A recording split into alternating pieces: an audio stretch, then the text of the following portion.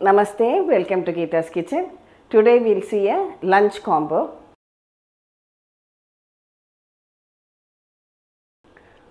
For the Paruppu Rasam, I have soaked 1 cup of tuvar dal and 1 tablespoon of chana dal, 3 red chilies and 2 green chilies. This has been soaking for 1 hour now. Now we will drain out all the water. Transfer it to your blender jar. To this I am adding some Hing powder. Many of you asked me about the Hing which I use. I use this GPC brand. They have Hing in powder, crystal, many types. I will show you as and when I use. So this is the powdered Hing or Asafoetida. Now we will grind this into a paste. See, I have ground it into a thick paste. I did not add any water while grinding, so don't add any water. Just grind it into a thick paste like this. Just add a few curry leaves chopped like this. So these are the Paruppu Urundai or the lentil dumplings which we are going to make, and also have to add salt. I have some water boiling in my steamer, and you can grease a steamer plate and keep it ready. Mix the salt well together like this and shape it into small dumplings or urundais as we call them. Don't make it too tight, then your urundai will become hard when it cooks.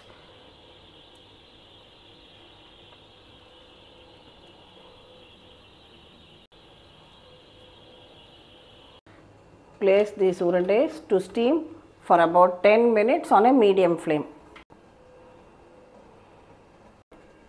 For the Morkuzhambu, I have taken 2 cups of homemade curd. It can be slightly sour, a day's old curd is okay.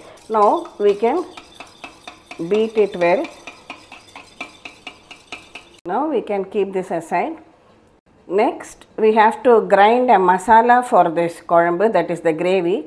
For that I have soaked 1 tablespoon of dhania seeds, 1 green chilli, 2 red chilies and 1 teaspoon of tuvar dal. They have all been soaking for about 15 minutes now. So take all the soaked ingredients in your blender jar. To this add about 4 tablespoons of fresh grated coconut, and we will grind all these into a fine paste. Now let's check if the Paruppu Urundais have cooked well. You just take a knife and insert it and see, it should come out clean. So it is cooked well. Now I can switch this off. Keep it aside, allow it to cool. To make the Morkuzhambu, add the beaten curd to a bowl. This is a coconut masala which we have ground for it. Add that also. I am adding another cup of water to remove all the masalas. Now we can switch on the gas and cook it over a sim flame, low flame. Now add a pinch of haldi powder to this, salt and some curry leaves.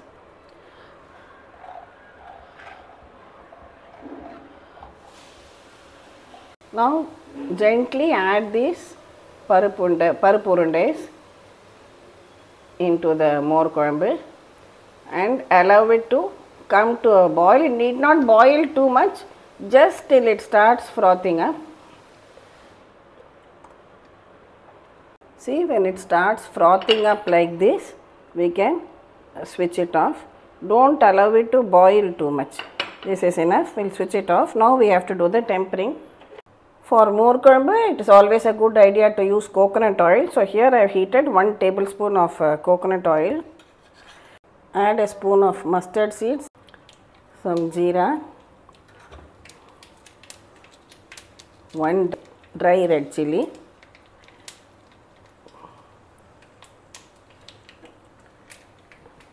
and pour this over this Morkuzhambu. A lovely Paruppu Urundai Morkuzhambu is now ready. Next we will make beans curry. For that I have taken 1 tablespoon of oil we'll add some mustard seeds, urad dal, 1 dry red chilli,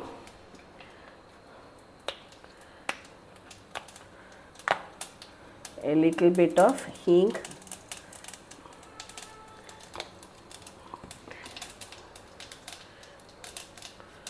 some curry leaves, and add the chopped beans,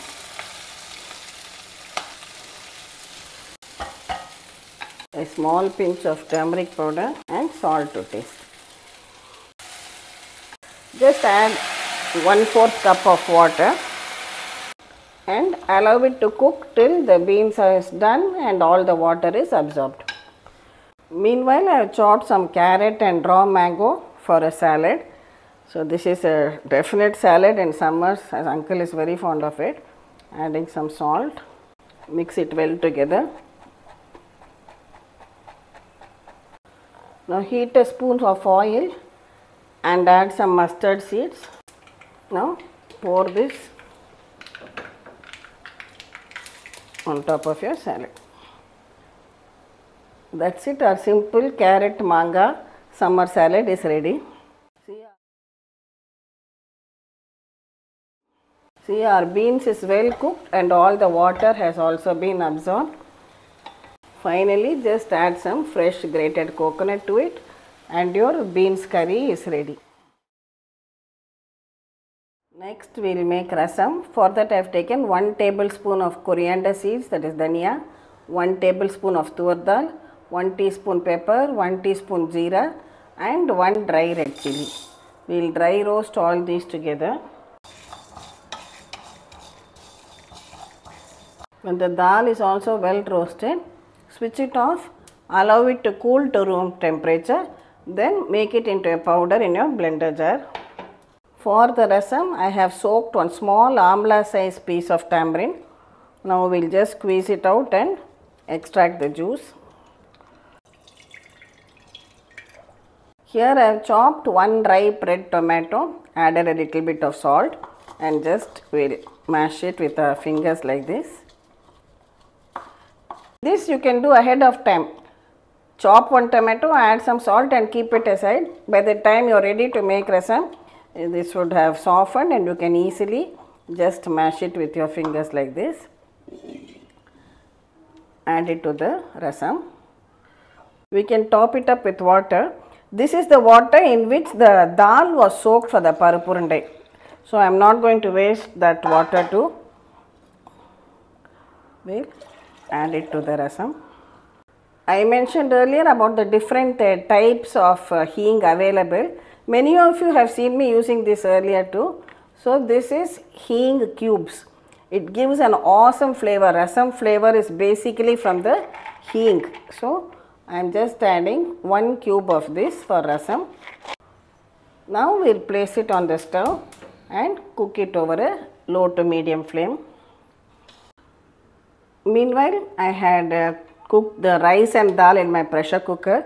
So now the pressure has been released. Rice is done and ready and the dal is also well cooked. Now just whisk it a little bit. The dal is very well cooked. Just blend it all together. Just add 1 slit green chilli also to it when it is cooking and a few curry leaves and add to the rasam. Freshly ground rasam powder is blended and ready. It need not be very fine, it can be slightly coarse. We are not going to use all of it. You can just add 1 heaped teaspoon. Rest of it allow it to cool and store it in an airtight box. You can use it whenever you are making rasam.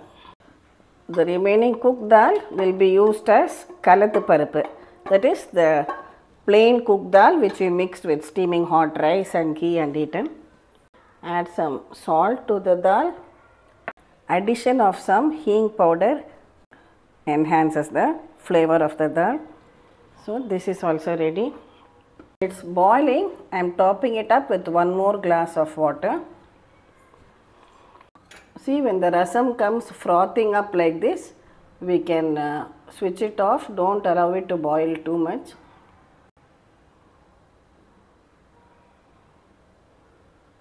Now finally, I am adding 2 teaspoons of lemon juice to this.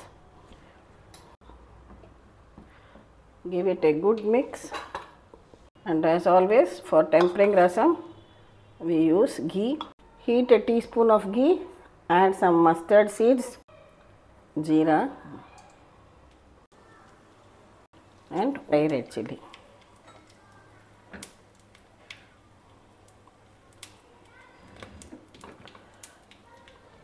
Pour this on top of the rasam.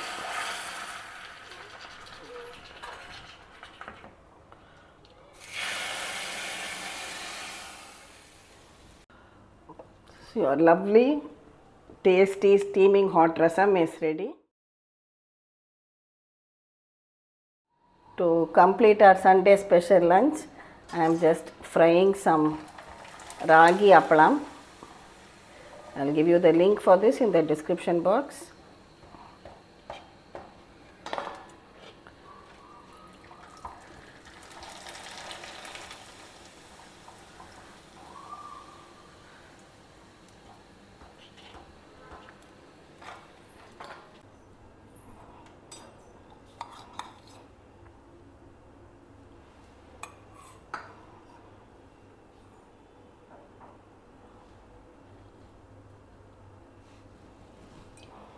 So our typical South Indian traditional Sunday special lunch is ready.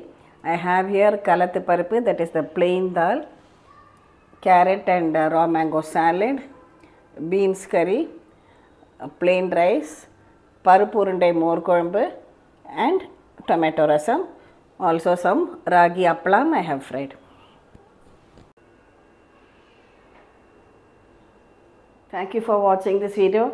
Do try out this sattvic, nutritious and tasty Sunday special lunch, and we'll meet again with another interesting episode from Geeta's Kitchen. Thank you.